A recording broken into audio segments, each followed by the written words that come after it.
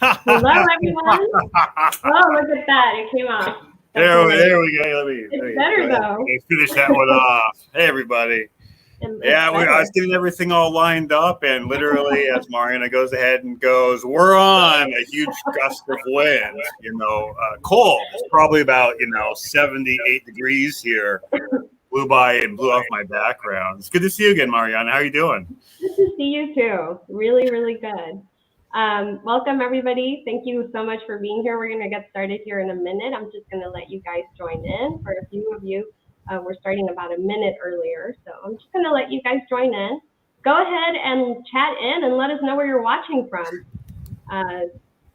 Go ahead and say hello from Las Vegas. Hi, Bob. Welcome. Hey, Bob. Oh, Nemo says she has a lot of questions on this topic. Well, you're in the right spot. Lord. It's going to be we're going to do 3 hours or we're going to do 4 hours? We feel like no, about the DMV office. 1 hour, okay. 1 hour. 1 Mexican hour. We can do 1 Mexican hour. We can do 1 hour and 20 minutes, maybe. Yeah. So nice to watch your live. Thank you. Thank you for being here, everybody. We're going to get started in a minute. If you guys are new here and you've never been on a Mexico Relocation Guide live stream before and you don't know how to use the live chat feature, there's a button that says live chat. If you're on your phone, it's usually right underneath the screen where you can see Pat and I talking. There's a button that says live chat. Go ahead and click on that. You can post your questions. If you're on your computer, it should automatically pop up on the side of your screen. If it doesn't, then obviously look for the same live chat button. Today's topic is very, very needed, I think. There's a lot of bad information on the different expat forums. A lot of really good information too, by the way. So I don't want to only say that there's like bad misinformation out there. There's a lot of really good information.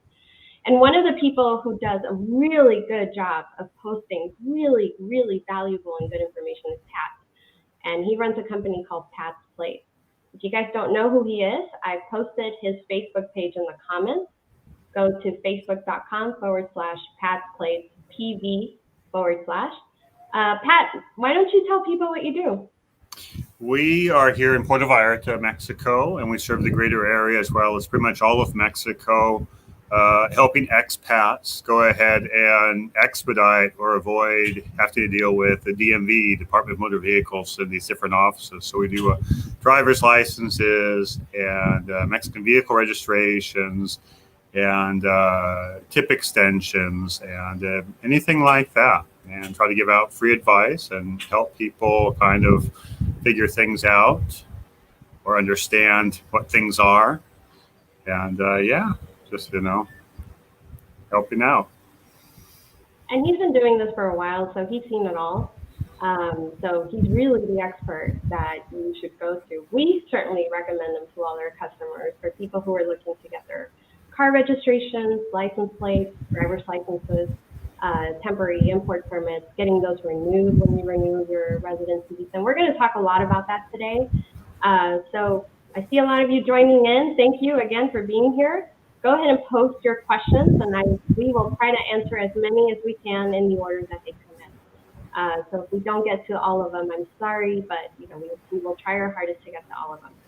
And I do have some topics that I want to cover too, because I think I've just compiled a lot of, I think, some of the questions that I see a lot on the Facebook group, and I'm sure those will maybe even bring up a question that you didn't know you had. So thank you again for being here. I have my first question from a lady, Kat, who says she wants to know for her car registration, and this came in before the live stream started, so it's not, I can't put it up on the screen. But she wants to know for car registration renewal, for her license plate renewal. She knows the process takes about 4 months, but if she's not in the country when the license plates are now renewed, what happens? Do you hold them for her, or do you wait until they get back in the fall? And then how do they get their plates from you if they need to return their existing plates? Gotcha. Yeah. So the situation we're having here in the neighboring state of Nayarit, where we also provide our services, is that there's a new administration that's come into office, and with the new administration, they were doing new license plates. And this is common in Nayarit. Every 3 to 6 years, the new administration comes in. They say, hey, everybody, you get new license plates, and that helps generate revenue for the government. And so, yeah, it's a bit of a process. So no worries with us. What we do with our clients is we're going ahead and we're prepaying. We also have a special authorization to go ahead and do some of these ahead of time, so our clients don't have to wait. So we just got approval from Topeka from the Capitol to do that, which is really, really nice. Okay. But if it is a client is out of town, then absolutely we will just go ahead and hold off and wait till they get back. I was talking to the office the other day, and I said, "So what happens with the plates? You know, because I've heard they go back to Topeka, they go back to the main office." They go, "Yeah, no, not really." They go, "We still have plates laying around here from 6 years ago that people haven't picked up." Oh my God. So I know, especially for my Canadian friends, my Canadian clients and friends up there, you guys are very accustomed to we got to do it. People are contacting me in November saying, "I'm ready." Even Americans too, but I'm ready to go ahead and renew my registration. Here in Mexico, you can't renew your registration until after the first of the year. In fact, we weren't able to actually get online and see stuff until the 4th in Nayarit. And in other states, they're just finally getting online 2 months later, getting things all together. So it's all right. Your car registration is due every year in Mexico in January. Now, some of you may have either Jalisco or a Mexico City or Mexico State plastic registration card, which shows a longer expiration date of 3 years or 4 years, or maybe it's permanent like Mexico City. You still have to pay every single year, no matter what. Your payment can begin in January, February, March, April. They're pretty easy on that. It's typically not until April, May, where you're going to go ahead and lose an early payment discount or actually be charged a fine. Now, some states don't charge anything at all, and other ones, they whack you pretty good. Jalisco, for example, has 300%. So you're going from 700 pesos to 2,100 pesos if you pay late. But it's inconsistent. That's Mexico, right? Consistently inconsistent, whereas some people get the late fee, some people don't. So just try to set that in your calendar. And yeah, for you, you get back home and we talk to each other when you get back here in October or November. Then we do it then. It's all right. The car's not going anywhere. They're not going to kick down your door or anything like that. It's very, very, very Vallarta, very Mexico, Laid back. Laid back, Yeah. So They're not rules, they're recommendations, is what I tell my mother when she comes down here. Yeah. And again, Pat has seen it all, you guys. So if there's somebody that use this confidence and say, trust me, this is a suggestion and not necessarily always enforced, it's him. So if you're working with him, he's the right person to work with, and trust his process. If he tells you to do things a certain way, trust him, right? If it takes him a little while to get back to you, just trust that he is busy and he will get back to you. So just, trust his process. Some people, Pat, have questions about the difference between the temporary import permit as a foreigner versus a temporary resident. Or even, for just to clarify, permanent residents cannot get a temporary import permit. Neither can a Mexican national. Me as a Mexican, I cannot get a temporary import permit for a foreign plated card. You can if you have U.S. residency. So you as a Mexican, so if you're a Mexican national and you live in the States and you have a U.S. residency card, you can actually go ahead and get a temporary import permit for 180 days. And they'll allow you. They'll actually allow you to go ahead and get that tip, but you have to show your Mexican passport. You have to show your U.S. residency card. But absolutely, if you have a vehicle that is in your name, or that of your spouse, or that of your immediate family, and you can show that relationship, absolutely, you can get, you as a Mexican national with U.S. residency can get a tip for 6 months. And they're pretty tight, so I think they only allow 6 months every year. So you can't zip out and zip back in like the Americans and the Canadians do. You're 6 months every year. But as a permanent resident, you cannot get a temporary import permit. Yeah, permanent resident. So that's a fun one. That's, there's the letter of the law, there's interpretation of the law, and then there's what really happens. So, no, if you're a permanent resident, you have a permanent resident card. Permanent residents are not allowed to drive foreign plated vehicles. So this happens a lot. Now, what will happen sometimes is that people go ahead and they'll apply at the embassy. They'll get permanent residency. They get the little piece of paper in their passport. Right? It's a piece of paper. It's a sticker. It's not the card, all right? and then they'll drive their U.S. plated or Canadian plated car to the border, and the Banjarcito will give them a 30-day tip. Oh, And for so, the because that 30 days is the 30 days that you have to get to your destination, to get to your immigration office, and start the process of beginning your permanent residency. Now, it's kind of funny because, great, you got the vehicle down there. You can't leave because you got to wait until you get your permanent residency card. But yeah, I mean, you come in on a 30-day tip. You're going to lose your deposit, but you got your car down, or you got your stuff down that you wanted to, and then you can go ahead and drive out. Nobody's going to kick your door down, driving back out. If you're driving up north, many clients tell us we drove up with an expired tip, no problem. We drove up as permanent residents on an expired tip, no problem. Nobody's checking going up. They're checking for tips coming down. And even then, I have people that say, I made it all the way to Puerto Vallarta, or I made it all the way to Guadalajara, and I don't have a tip. And I'm like, impressive. Yeah. That nobody. I mean, they just didn't get stopped anywhere.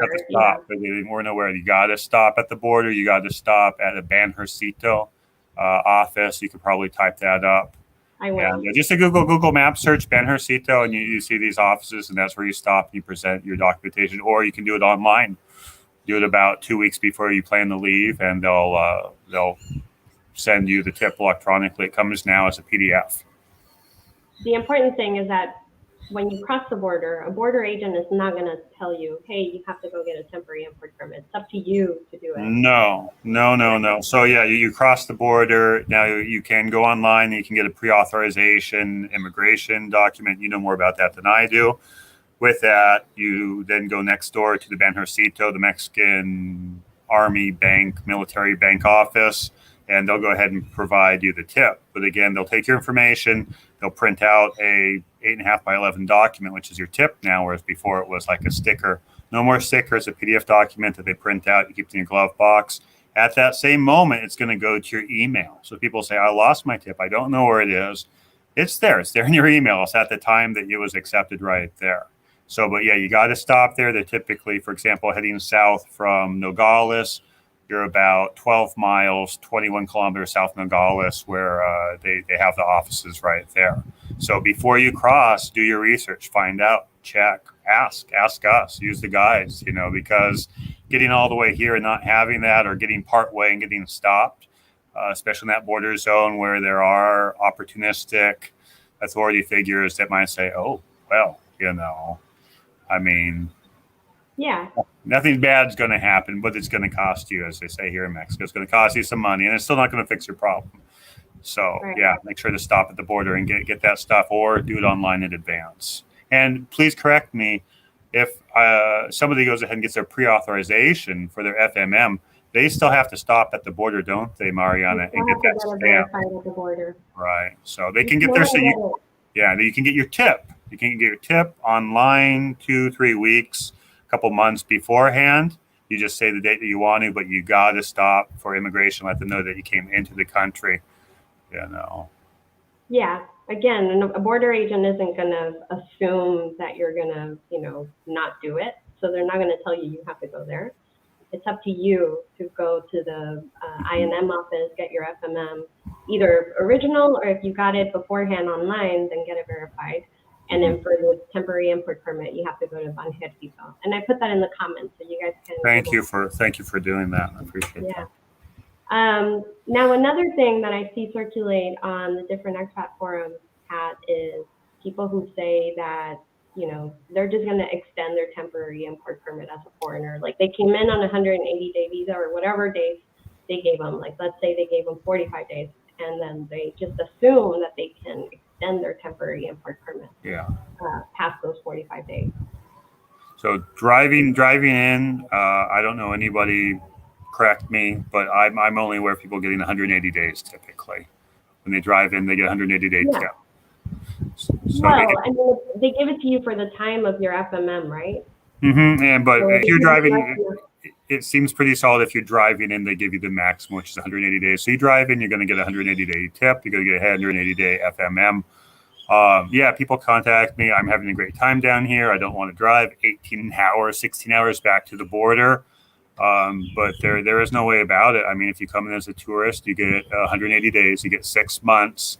at that end of that 180 days, if you have not returned the vehicle to the border, back to Benjarcito on your way out, and it's another important thing, you want to stop on the way in and you want to stop on the way out and cancel that tip. Because I'm seeing some comments here. Somebody say, hey, I got my car all the way back to Hawaii. What do I do now? How do I cancel my tip? We'll touch on that in a bit. But yeah, to cancel that. But no, once you brought it into the country as a tourist, the only way is to drive all the way back out to the border. You don't have to cross the border. You just have to get back to the Benjarcito office, cancel it, and then most of them seem very fine with going ahead and issuing another one on the spot. So it's funny. On the northbound lane heading north to the border, they'll cancel it. Then you flip a U-turn, turn around, and then show up on the other side. You know, sometimes they're the same office, sometimes they're two separate offices, and cancel it there, and then head all the way back down. So it does not require you to go into the U.S. because I know for some foreigners, non-U.S. and Canadians, they say, I can't go to the U.S. I say, it's okay, you don't have to. You just got to get to the border to do that. Now, if you're a temporary resident, you're given 30 days to get everything going. And then if you come as a tourist, you get 180 days. Now, we've been able to go ahead and extend the tip with people that are tourists if they're able to get their temporary residency within that 180 days. So they drive down January 5th, right? 3 months later, here in March, they fly back. They go get to their immigration appointment. They get approved for temporary residency. They come back here, right? And now they go ahead and begin the process to get the temporary residency. We have been able to go ahead and extend the tip. Extending the tip means basically you have a 180-day tip. Extending it means that you're extending the expiration date of the tip to match the expiration date of your temporary residency. So it's now going to be, for people are approved in April, then they have from April 1st until April 1st of the following year, right? And then after the 1 year, people go ahead and can go to a 3 year. And then the same thing, the tip extension needs to happen again. Tip extensions are done at any international airport with aduana. Not all of them know what's going on. I've been having some challenges with mine recently because there's been a change of staff and they don't know foreigners, they don't know the rules, and it's something else. So, but yeah, that's the right thing to do. You want to have that tip extension paper. I was just talking to Candy, who's one of the insurance agents that we recommend down here. And she was saying, yeah, I mean, if you don't have that if you don't have that tip document, you can't have comprehensive insurance. So it's kind of a knock-on effect right there, which is kind of another thing to touch on. Yeah. Okay. Wow. Yeah. Lots of things that I need to update in the online guide for you guys, for sure. Lots of new information that we need to update in the online guide. All right. Let's cover another question here. So I need to cancel my temporary import permit, my vehicle. Oh, is this the one you were talking about? Yeah, that's the one I was talking about. Yeah. Say, hey, there's an illegal Jeep. Hey, Customs, come over here. This is where they live. Come find them. No, I'm kidding. I'm sorry. I messed around. No. So yeah. I mean, with your tip, not canceling it's not going to be the end of the world. Basically, what happens now is that your passport that's associated with that vehicle, that tip, is 86 from bringing in any more vehicles. All right. That vehicle can't come in, right, until the tip's canceled, which is kind of defeats the purpose. You have to present at the border. If you can't present at the border, there is a form you can fill out. You can send to Mexico City.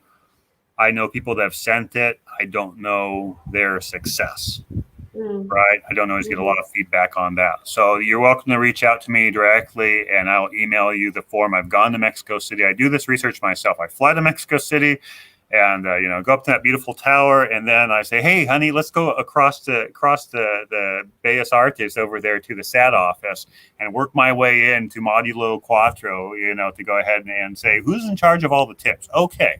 Give me the information. So it's tough because sometimes they give me information and then my local office is like, no, that's not the way it is. I'm like, but you just told me. Yeah. So one way to get around that for this person, if they do want to go ahead and come back here and bring another vehicle in, is it's linked again, remember, to the passport.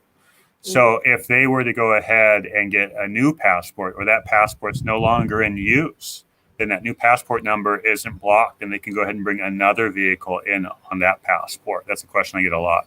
But yeah, canceling your tip from Hawaii, like I said, I'll send you the form. You can DHL the form to Mexico City, but hope for the best. Yeah. Hope for the best. But for anybody watching this who is currently in Mexico on a temporary import permit, you have to turn it in.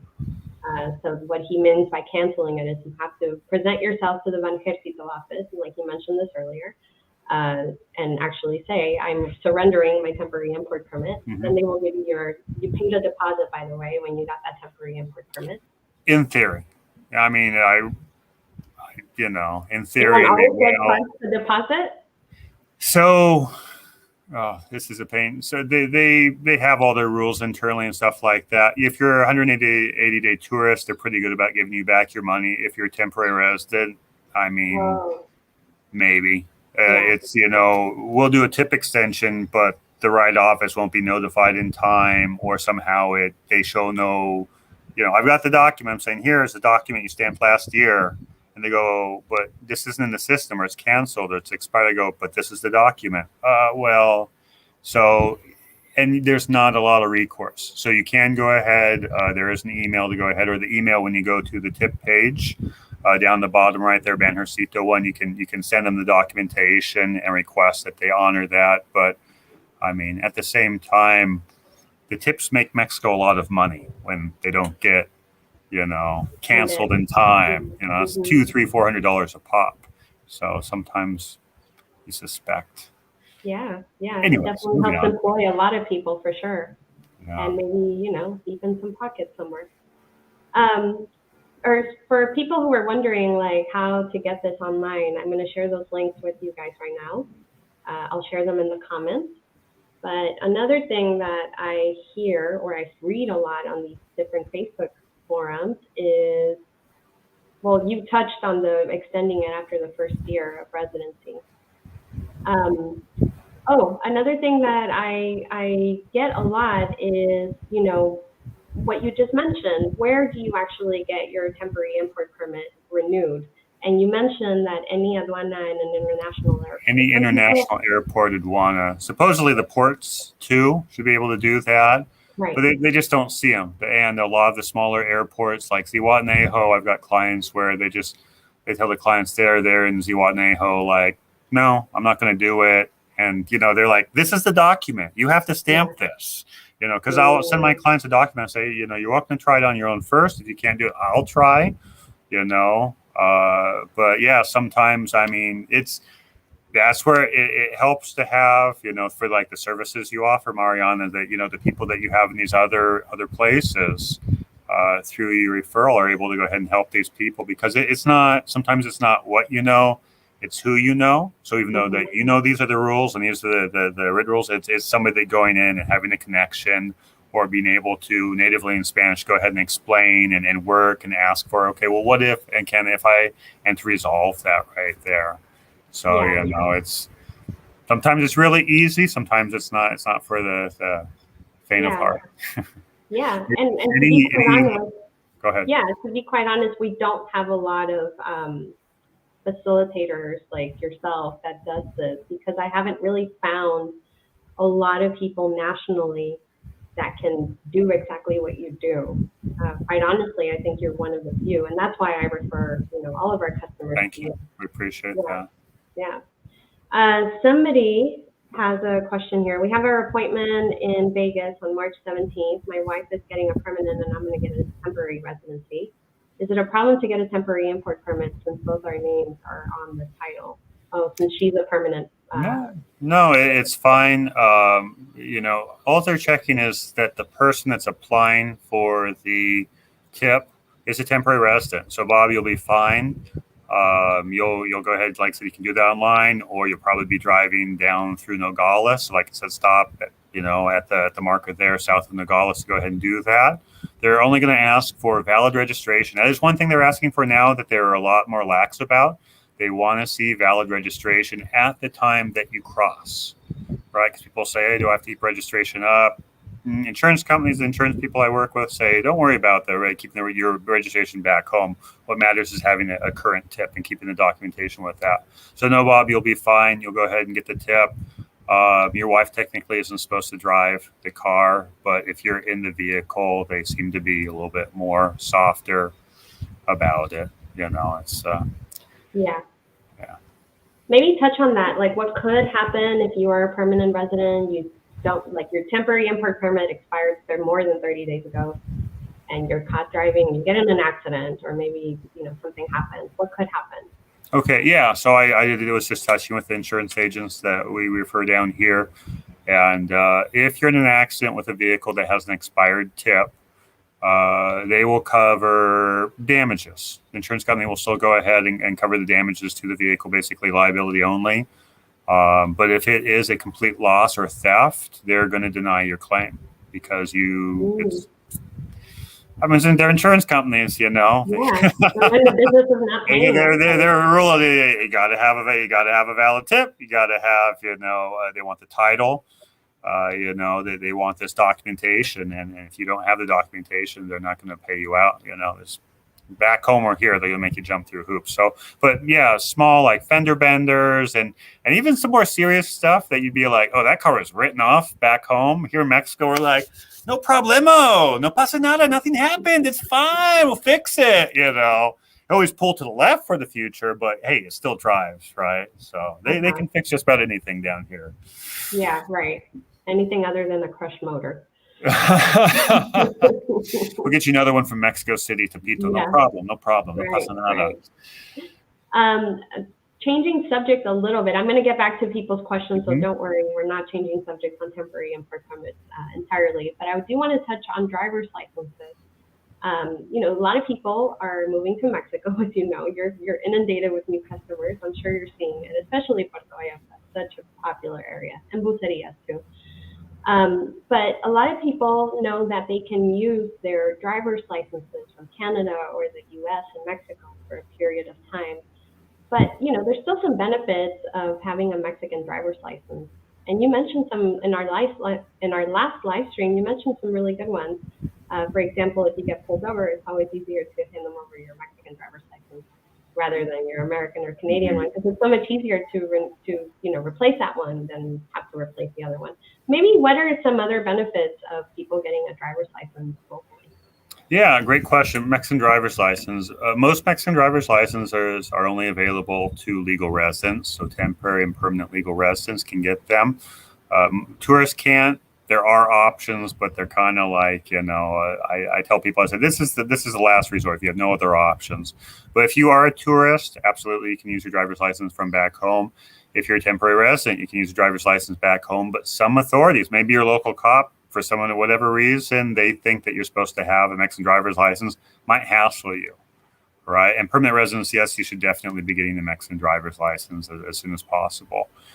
Because typically by that point, you're driving a Mexican vehicle. And technically, there's a federal law that your driver's license and your plates are supposed to match.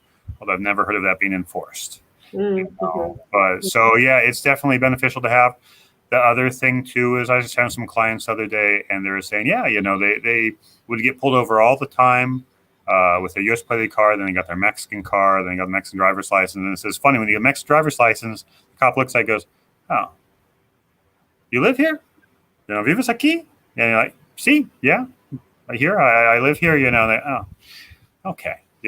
Go, or, you're not a tourist now, I can't tell you, it's yesterday driving back from Bucerias, younger couple driving, looked probably like a rental car, and cops over there talking to them, a young gringo couple, and they're like, I don't know, cops as tourists, they see, some of them, it's very rare now, but still they do see it as an opportunity, to, dinero, and like I said, the thing is for clients, Mexican driver license, hey, I'm here, I'm a local, I live here in Mexico, take it, it's fine, because some places will take your driver's license to ensure that you will go ahead and pay your ticket, right? So understand that in some states, they say, hey, you're from out of state or you're from out of the country, we're going to take your driver's license from wherever, and you can get back tomorrow, pay the ticket. It's not going to be a lot of these tickets, but I know it freaks people out. If they want to take your driver's license, let them take your driver's license. You can get it the next day. It's not a problem. You have the ticket to show that you had a valid driver's license someplace. But yes, very, very good idea to get the Mexican driver's license. It also benefits you as well. Some financial institutions, some banks, for example, allow you to go ahead and use that as an ID. I've also verified with the Guardia Nacional, the national police here, that if you're driving, you're out and about, and they stop you and you say, hey, I got a Mexican driver's license, I don't have my visa, I don't have my passport with me, they're fine with that. They will accept that as a valid form of ID. And that, I think, is very important right there, because, I mean, you know, they're like, it must be purgatory to get a replacement residency card. I mean, that is just like, it is just, there's nothing worse than that in the world, you know, to have to go through that whole process and doing all of that. So, you know, somebody steals your wallet, you lose your wallet, use your driver's license, no problem, easy to replace as long as you have your visa and you have your temporary residence card. You lose your temporary residence card, you're going to be, it's going to be a while. Yeah. And you have to pay a fine and all this stuff, whereas a driver's license might be, you know, a couple dozen or a couple, like maybe $20, $40, depending on the state that you're getting it in. Sometimes even by city, it varies. So somebody, not sure, okay, they're wondering about safety. So they're driving from Colleen to Puebla, straight down. Her husband thinks it's not safe to drive from Colleen to Puebla, straight down. Any information on this? Oh, Pueblo is a super safe place. I mean, the chance of getting hassled is very low. There were some issues previously passing through Reynosa, passing through what's the other one? What was it? Laredo, Nuevo Laredo, over on this side right there. It's died down. We're not hearing about any more incidents like that. That, unfortunately, is typically more aimed at Mexican nationals or Mexican dual citizens or residents of Mexicans are residents of the United States, are coming back from holidays, they're bringing gifts and all that stuff with their family. And so, you know, the banditos are just like jackpot, you know, and you see these terrifying videos of them, you know, being forced off the road and stuff like that. They're not bothering, you know, Aunt Mary and Uncle Peter very much, you know. So other big thing, you know, don't be conspicuous. You know, you can have a nice car, but, you know, don't be conspicuous. And, you know, drive from 7 a.m. to 7 p.m. Don't drive in the dark. Not even necessarily because, you know, banditos are going to jump out or anything like that. Just because the roads down here, quality of the roads, potholes, animals on the roads, vehicles not using their, you know, not having functional running lights or brake lights or any lights whatsoever. Or might not have any lighting. Yeah, exactly. Or limited light on the road. Stick to the toll roads. I mean, pay the extra money. The toll roads are giving you insurance. When you're on a toll road, you're getting insurance. If you're in the speed limit, right? So try not to go too fast, because if you break down, if you run out of gas, that toll road actually includes insurance to go ahead and assist you in your vehicle while you're on that. So no, I absolutely do the drive, but like I said, just stick between daylight hours so you can see what's going on, and you know, that way you don't get overly fatigued. You know, nobody should be driving more than 8-10 hours a day. Good Lord, just don't do it. It's not worth it. There's lots of cool things to stop and see along the way real quick. Dip off into a city, get back on. Culiacan, even Culiacan's got some cool things to see, you know, when they're not armed drives. I would personally break it up into 2 days, only because there might be some sites I want to see along the way. Not necessarily because I think it's like unsafe or, you know, yes, and I totally agree with Pat on this one, Game Master. I totally agree with him in that you'll hear a lot of people say, like, don't drive at night, and it's not necessarily because somebody's going to assault you at gunpoint at night. It's not like only the bad things happen at night with bad people. It's a bandito cow. That cow was drunk. You won't get off the road. You hit him. I mean, and it's like, you know, you better take him, because the farmer's probably not going to pay you. So you might as well get some steaks out of it. Another thing, though, to touch on definitely, though, is that driving at night is fine. So, like, if you're in the greater Puerto Vallarta area, you're driving here from PV, you went out to PV for the night, and you live in La Cruz, you live in Sayulita. Sayulita, slow down a little bit on the road out of here, you know, but, I mean, there's no problem driving within these large cities whatsoever, or driving in between cities, you know. So I have done some midnight runs on the toll roads. You can do it. Just, you know, have really good headlights and just be alert, you know, be alert. And the only place I recommend avoiding at night for driving is that, I guess, the kind of the border territories. So like if somebody's coming down from Nogales, basically from, I would say, San Carlos, Guaymas, to Mazatlan. That section right there of road, that southern, this is traditional Bandito territory, and they wear uniforms. So, you gotta just stay off the road from 7 p.m. to 7 a.m. But once you get to Mazatlan, yeah, you can drive straight shot from Mazatlan to Puerto Vallarta. It's about a 7-8 hour drive. It's dark out. It's fine. The road gets a bit crazy, so take the San Blas route down. But, like I said, it's only the border areas where I personally recommend not driving late at night. Otherwise, you're pretty good as long as you take the toll roads. Yeah, I think that's sound advice. And of course, if the road is well lit, right? There's some, even some toll roads don't have really good lighting. It's not universally great just because it's a toll road.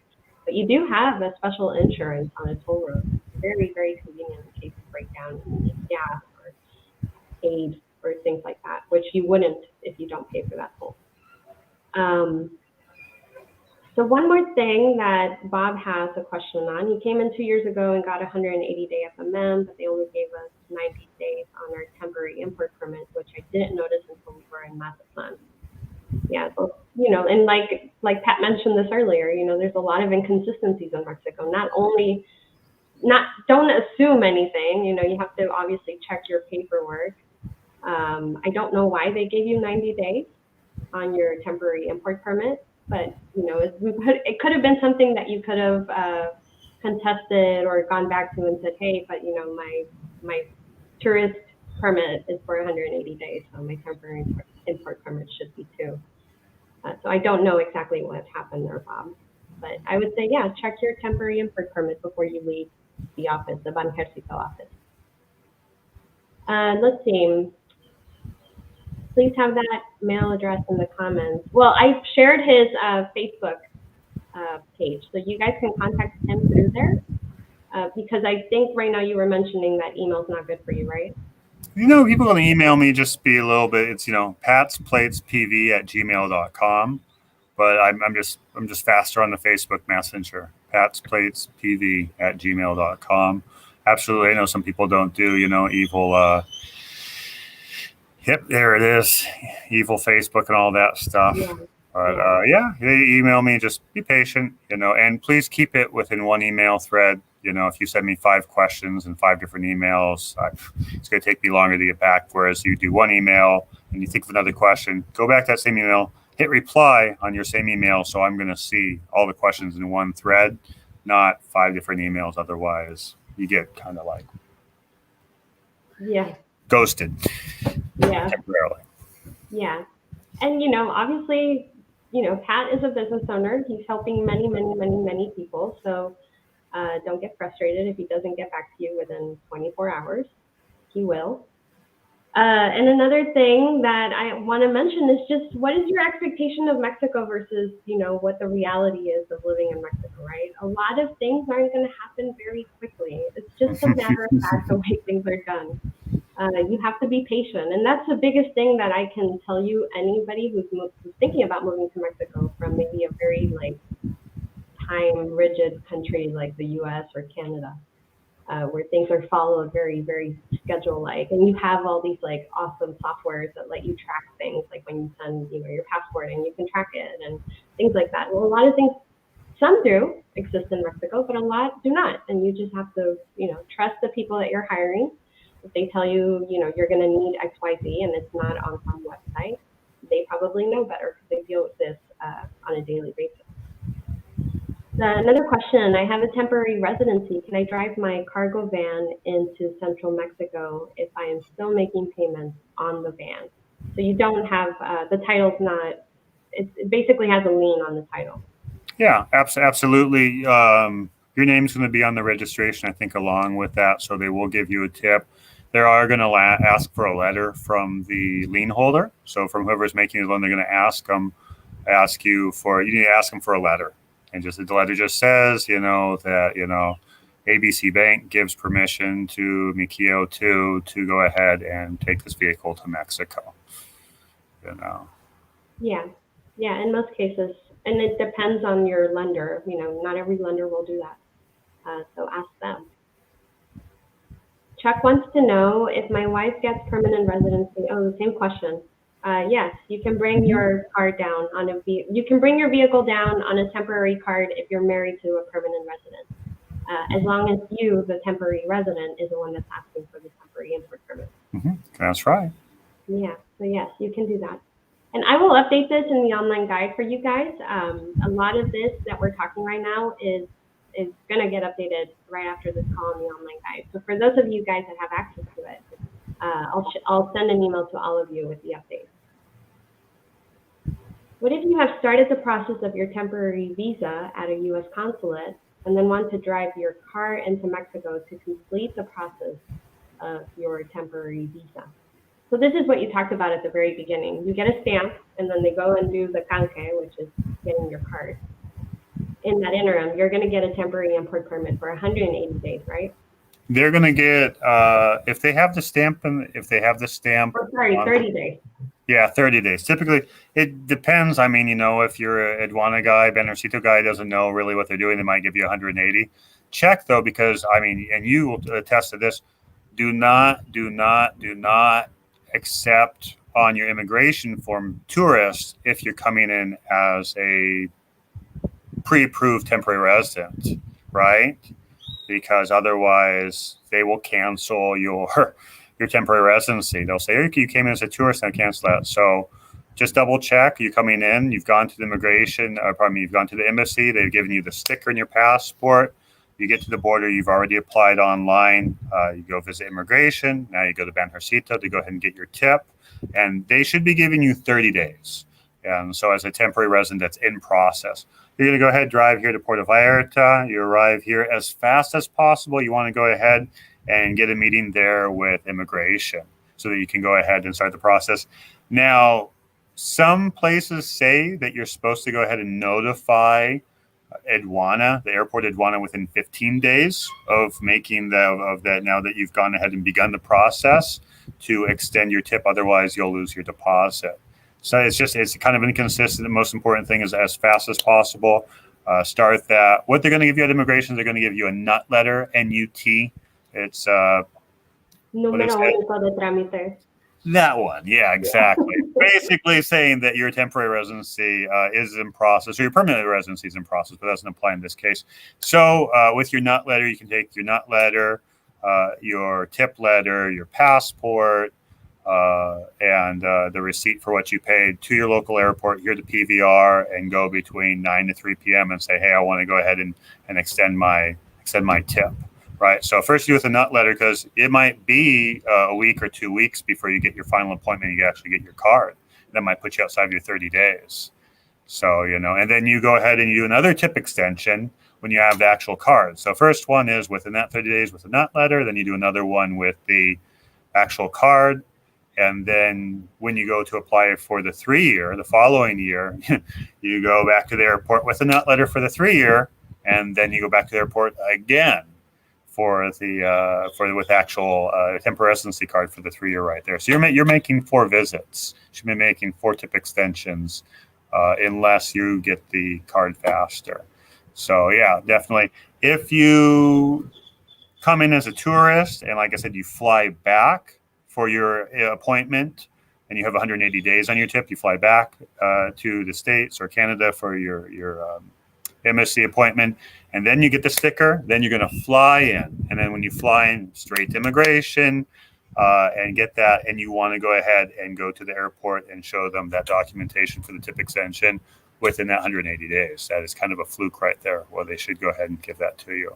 There are people that told me over the holidays that they could not get an appointment within the 30 days. They got an appointment, but they're technically outside of that. And they go, what about my deposit? What about my deposit? And I kind of had to tell them, I said, goodbye. Tio Samuel, whatever the Mexican equivalent, Uncle Sam got it, got to keep it. The treasury got to keep it. So nice Christmas present. Yeah, they lost their $400 or $200 or $300, which it's frustrating, but you got to realize here in Mexico, it's not a logical place. It's consistently inconsistent. The rules change from day to day, person to person, office to office. And, when you can use a professional, we're not cheap. We're not cheap. Mariana's not cheap. I'm not cheap. but we know our stuff, and we will get it done or do our very, very best and keep you in the loop. Whereas, there are less expensive people out there that will help you, but maybe they don't know what's going on. Maybe they disappear with your paperwork or your cash. I have that happen. Somebody says, I had this person who's going to register my car, and I gave them all my paperwork, and I gave them some cash, and it's been 2 years or 3 months. And what do I do now? And it's like, it's going to cost you some money to go ahead and generate new paperwork and all that stuff. Yeah. So you get what you pay for. You really get what you pay for. So, don't cheap out. Do things as fast as you can. If you're a store, if you're travel advisor saying, let's do this now, and you go, well, I want to do another trip, and I want to run over here, and I've got some friends visiting and stuff like that. Stop. Don't do it. If you're professional saying, let's do this now, get it done now. Don't wait. You need to make that your priority, not your visiting friends, not your visiting family, not whatever it is. You got to get the government stuff done as fast as possible down here. Yeah. Yeah. And as long as you have that número único de trámite or the NUT, they give you a paper, you can carry that around, and it's a way of showing that you are in the process, that you've already started the process of this happening. Probably photocopy is the best thing to keep with them. It's actually, Yeah. Subject for another day. Exactly. Rafael says he's at work and don't tell anybody. We won't tell anybody. Just pretend you're typing stuff, and that's what we're doing. Yeah. Hey. Yeah, honey. Absolutely. Yeah, right. Still busy. For people who don't know what services you offer in which cities, I have it in the online guide, but I'd love for you to reiterate which services you only offer in Puerto Vallarta, and then which services you can offer nationwide. Yeah, Jalisco and Nayarit driver's licenses are only for people that are residents of Puerto Vallarta and the greater area here. I can help people if they are renewing a driver's license, like if they live in Guadalajara, Chapala part of the year, and they just happen to be here in town, they want to renew it, I can do renewal in Jalisco there. People that live in the Bahia de Banderas, the Bay of Flags area here, so basically from the Nayarit border, basically Heretideras, Nuevo Vallarta, going up the highway all the way to Lo de Marcos is that area for driver's licenses and car registrations. Okay. And then we do have solutions for car registrations and, ultimate last, no other option, driver's license, Mexico wide. So, by DHL, I can process through my agents, plates for somebody that's out of the area. A lot of Europeans that, arrive in Quintana Roo and Cancun, and they want to buy a motorcycle, and they want to go putt around on that, but they're not residents, so they can't register it. So they contact us, they send us scans of the documents. We have our agents process them and then have the plates and the registration for the vehicle DHL to them. And so they get it there in the mail, and they're legit, because there's always a solution. It's Mexico. There's almost always a solution to fix it. In other words, he can offer his services nationwide, for the most part.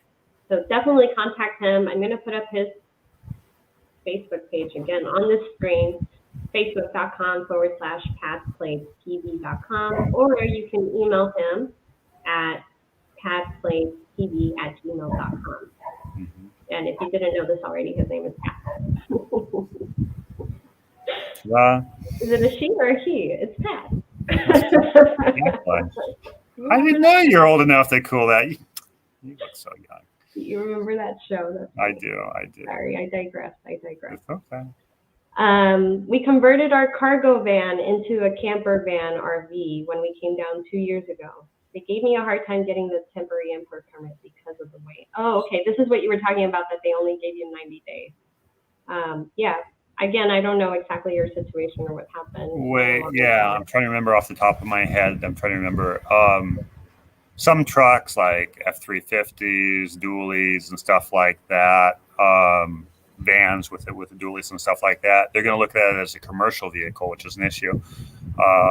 From other clientele, they have mentioned that bringing pictures in with you, and so when you go in for your tip, that you have pictures showing that it's a camper van, right? That is an RV, and and sharing those with them, that having actually printed pictures out and say, here it is this way. They don't want to get in trouble. They don't want to be like, hey, somebody brought in a commercial vehicle as that. So if you're able to provide them these pictures, that typically will help out. People tell me, because they can, staple those onto your form and say, here in the file, it's somebody's house. Somebody, you can't prevent. It's not, somebody doing a business or something like that. So that might be one thing to go ahead and try. Makes sense. Yeah, makes sense. For people who are wondering, I think your page is a great page to go follow for just general advice of, which roads are like maybe getting kind of a bad reputation right now because there's been like, illegal activity or things like that happening. Or you also give a lot of really good information, like your last video on, where your license plates are supposed to be. There's a T for the back, and then there's an F for the front. Yeah. Which probably nobody explains to you when they give you your license plate. No, but I want you to know it because you can be driving through Mexico City where there's lots of opportunistic police there, and they'll be like, "Oh, your plates are wrong. That's $5,000. We have to tow your car." And so it's kind of like dotting your I's and crossing your T's are so important, to do down here. I mean, we're talking about like we're not cheap. I have people that go, you're expensive. I've got somebody else that can do it for less, and they can, but it's a different style of service, different level of service, and then it's also, sometimes the service itself. For example, here in this area, when you buy a car, for example, you buy it brand new, you've paid the federal tax, right, which they call the EVA, 16% tax. Because you've paid federal tax, you don't pay a state tax. So go to Nissan, go to Volkswagen, you go ahead. The car is going to be 3,000-4,000 pesos for the plates plus our service fee. That's it. Now, when you buy that vehicle, I buy that vehicle from you, right? As a private party, I'm not going to go ahead and be paying. You're not going to charge me 16% and report the taxes to the federal government, Mexican federal government. So the states charge a vehicle acquisition tax. In Jalisco, it's like roughly 7%. In Nayarit, it's 3%. Yeah, and some states are more lenient. So, for example, in Nayarit, you can say, hey, you know what? I'm going to go ahead and create kind of a document, a factura that says that, I bought this car from basically, what do you call a prestanombre in English? In English. Sorry, my Spanglish. Press a borrowed name. So basically somebody that, they're giving their name or their information for money. Sure. Yeah. Right. And so you can get what these numbers facturas, and so it will go through and you won't have to pay that 3% tax or that, right there. But then what's going to happen is that, when you sell that car to somebody else, or you want to transfer that car to another state, the other state's not going to recognize that document, and they're going to go ahead and want to charge an extra fee on top of that. So it's very nuanced here, right here. People say, hey, you know what? Yeah, okay, I got somebody their vehicle registration was 18,000 pesos, 1,000, a little bit under $1,000 for them to go ahead and register the vehicle in their name. Can I make that less? I can, but I don't recommend it because it's going to affect the resale value of the vehicle, and it's just not the right thing to do. So, go with quality people that know their stuff. Like I said, that's what Mariana's, guide is all about. People that aren't going to get you in trouble down the road or anything like that. That's very, very important. Or they let you know what the possible situations can be of, your decisions and what your options are. Yeah. And truly, we only recommend people that we know are going to get things done correctly, right? That aren't going to run with people's money, like you mentioned earlier. Exactly. Somebody your registration paperwork and your $2,000 or whatever, and never seeing that again. No, that wouldn't fly with us.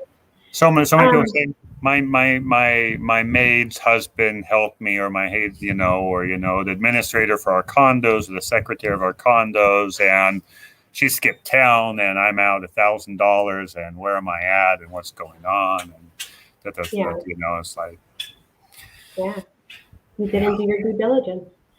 For people who are thinking about buying a used car, for starters, right now, used cars are kind of a really hot commodity in Mexico Mexico, right? I mean, it's like anywhere in the world. I mean, there's just, because new cars are not coming out as fast as they once Mhm. were, now used cars are also just as popular.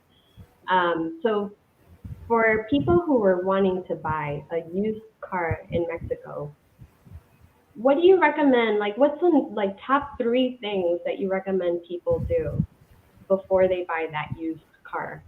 Get the paperwork checked. We do a free paperwork check for people. We send them a template of, like, this is what you want to ask for. Here it is in English. Here it is in Spanish. But the most important thing is you want to have the factura. The factura is your original sales invoice from when the vehicle was originally sold at a dealership.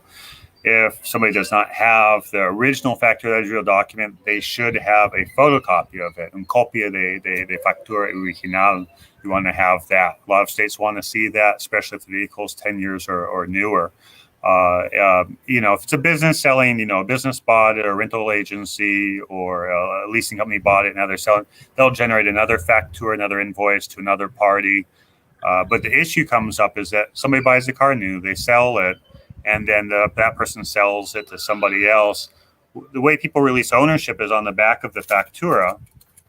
Like our document right here on the back of the factura of the invoice. It's like a title, but you never change out the title. It's always the same thing. So they'll go ahead and say, I release the rights to say the los derechos to, there we go. Say the los derechos to blah, and they go ahead and sign their name right there. Okay. So this right here means that I say, this is me, this is Pat. I'm going to go ahead and pay my 3 or 7% vehicle acquisition tax, and this will now be registered in my name.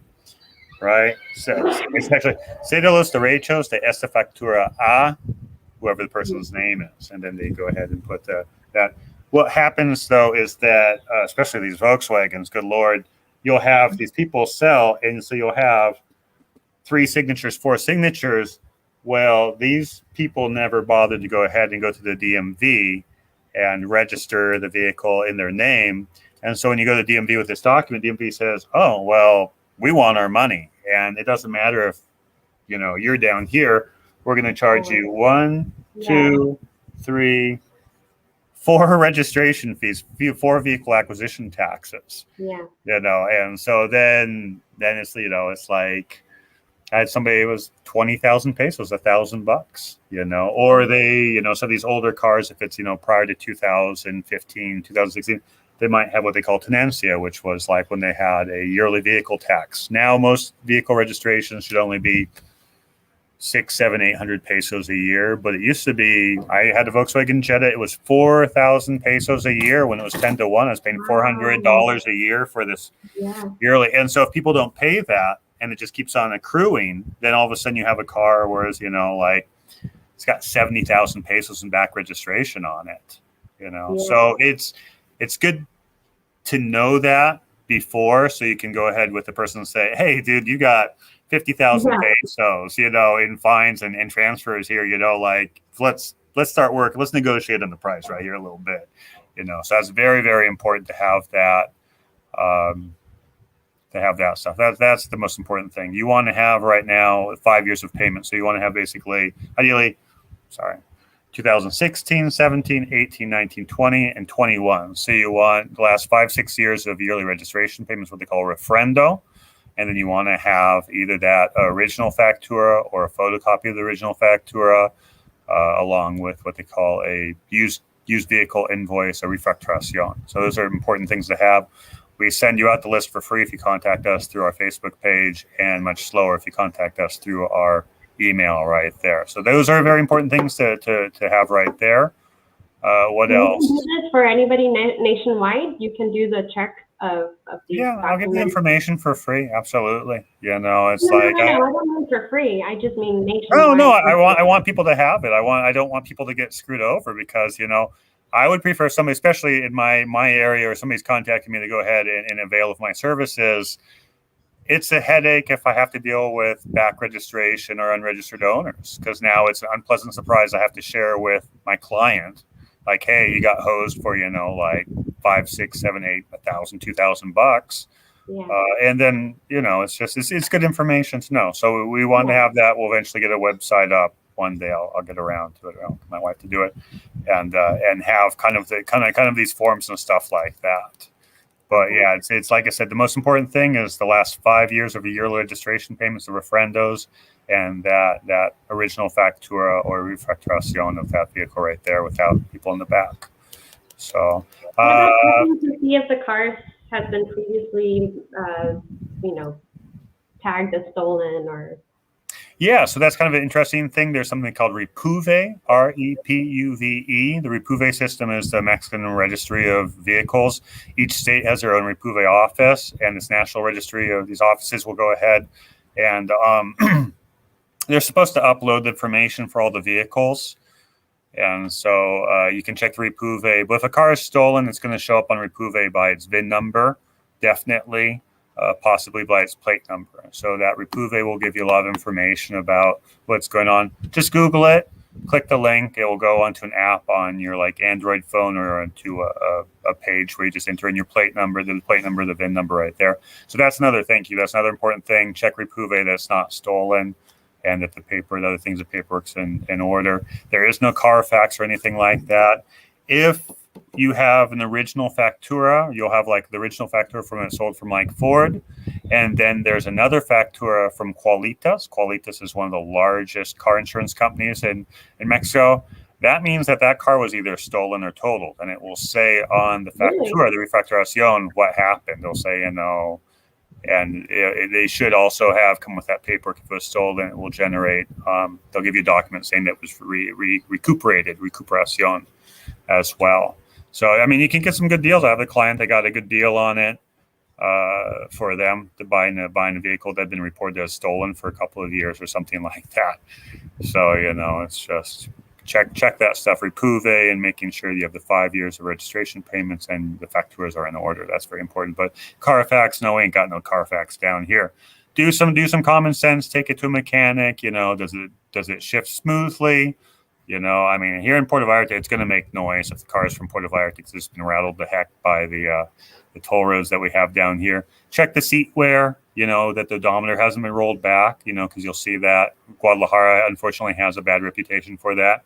But, looking at the brake pedal and the clutch, seeing the wear on those pedals right there. There's a lot of wear on the seat, a lot of wear on the pedals, and they're like, oh, it only has 50,000 kilometers, 30,000 miles. Something stinks. Yeah. Yeah, it doesn't add up. And things can be changed, right? I mean, odometers can be changed, so they can fix anything in Mexico. Yeah.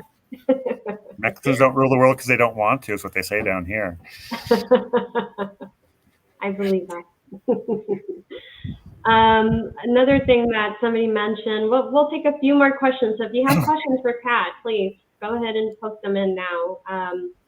When they say that don't drive in Mexico at night, it's more about the ability to see potholes and possibly animals in the middle of the road, not safe necessarily. Question mark. So I guess she's asking the question, or he. Yeah, like I said, the only place I would not drive at night would be the upper border areas. You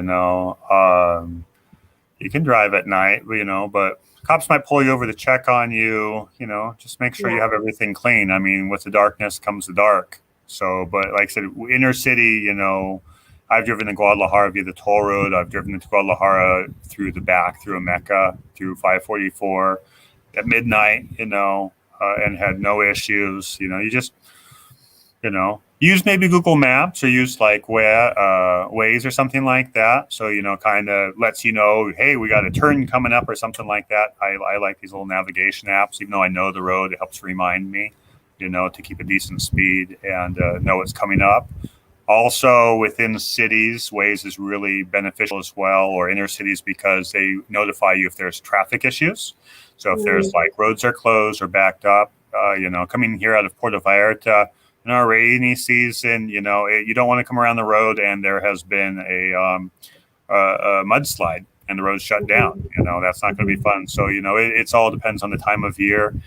Animals, you don't see so much, in the regional areas. So it's, you can drive at night just with caution, with caution.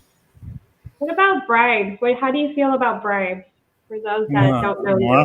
Unless, I mean, you really, most of the time you can bluff your way out of a bribe. Unfortunately, officers that are asking you for a bribe are taking advantage of your ignorance, using their authority as a way to instill fear, your lack of knowledge, and they're taking advantage of that. And we had an issue here in Puerto Vallarta where some bad night police were going in and hustling people that were out staying late at night. I recommend not doing bribes. Ask for the ticket. Always ask for the ticket. If you get a ticket from a federale, you can pay the ticket at any federale station. So it doesn't matter if you get the ticket up by the border. You get here to Puerto Vallarta at the Mecca Bridge, you can go ahead and pay the ticket. At the airport, you can go ahead and pay the ticket. Don't encourage bribes, because then you're going to get a target on your back. Hey, that guy pays bribes. They're like a piñata. Every time you come around, they're like, bam. Oh yeah, we're going to get you. So down the street. Yeah, exactly. I mean, one thing is, politely, like, say thank you, gracias. You can't lose your You can't use profanity, because they can actually arrest you in some places for using profanity. But just enlist patience. Stick to English or Quebecois or whatever you have right there. I mean, the more confusing you can be, the more they're just going to be like, never mind. Just go, but stick to your guns at the same time. If you're feeling pressure and they're making you uncomfortable, it's time to whip out the smartphone and go ahead and say, like, hey, I'm going to do some video action right here. You don't have to do their face, but like, I'm going to take pictures, photos. Vehicle, take a picture of their truck number, so their truck, their ID. They don't like that. They don't like lights. They don't like that transparency. They're going, because I've told clients to do that, and you got to call their bluff. You got to got some huevoness a little bit, to go ahead, huevos to go ahead and deal with these guys, these people, and just, like I said, whip out the video camera, whip out, start taking pictures. And clients told me, they go, yeah, they're the one that's clients in Mexico City. It was like the 5th of January, and the Mexico City cops were saying, oh, you haven't paid this year's registration. I mean, you couldn't even pay your registration by the 5th of January, So anyway, and I told him, I said, get the camera out, start taking pictures, supervisor, I want to talk to the supervisor, and a lot of places now here in Mexico, 911 works. So go ahead and pop in, 911. Like, if you've been really, really uncomfortable, call 911 and say, necesito ayuda, por favor. I need help. Dirty cops are going to be, they don't want any light shined on them. They're trying to make a quick buck, and they're going to say, just, hey, have a nice day. So there's a really important thing to do, is go ahead and document. If you are taken advantage of, report it. You really do need to report it, because they don't, tourism's the golden goose for Mexico. There's so much money that's generated down here through tourism. They don't want to, the big dogs don't want to hurt tourism, because that's where they make the money. A lot of money right there. So yeah, don't hesitate to, go ahead and call them out politely and start escalating the situation with your cell phone, with phone calls and stuff like that. Some clients, some people say, hey, I have my accountant, or, a native speaking, Spanish speaker. Not like your neighbor or something like that, but somebody with authority. Lawyers in that regard, you got a neighbor that's a lawyer. Get his phone number, or even one of Mariana's people, they can say like, okay, they did what? Okay, give them a ticket. No, you need to give them a ticket, and they will advocate for you, and they'll stick to their guns for you, so that you can be like, well, your translation services that you offer right there. That's a huge one right there. So if you're coming down, Mariana, and her business offer that, you can call in, and right there on the spot, you'll have a translator talking to this official for you. And they're going to be really clear. I'm going to tell my client, get a picture of your truck or your car and your ID, and we're going to report it if you're going to mistreat them or make them, not follow the lay of the law. Yeah. And just so everybody's aware, it's not legal. So, they're also not very like upfront about asking for bribes. It's more kind of on like, they'll say something to the effect of like, hey, your fee is going to be $5,000, which is outrageous, by the way. No ticket in Mexico is ever going to be that amount. No, there's no Um, tickets even for hardly even $500. But you're Not exactly even, right. yeah. You can pay it now. You can pay it now. You can pay it But now. if you pay it And they're now, very it'll be convincing. half. Exactly. Yeah. But Marian is exactly right. There's no, tickets are going to be either 50 price within 5 days or 2 weeks if it's a federal ticket, I think. So it's going to run you 20, 30, 40 bucks, 50 bucks, 60 bucks. It's not going to be very much at all. And you just don't want to feed that beast. Now, also, you bring up a great point, Mariana. Back in the day, I think it used to be more like, pay me now, but now it's more of they expect you to create a situation that's so stressful that you'll offer cash to resolve that situation, Got it. Like what you right? said, like I'm gonna impound your So car. they're gonna keep a like a lobster in a pot.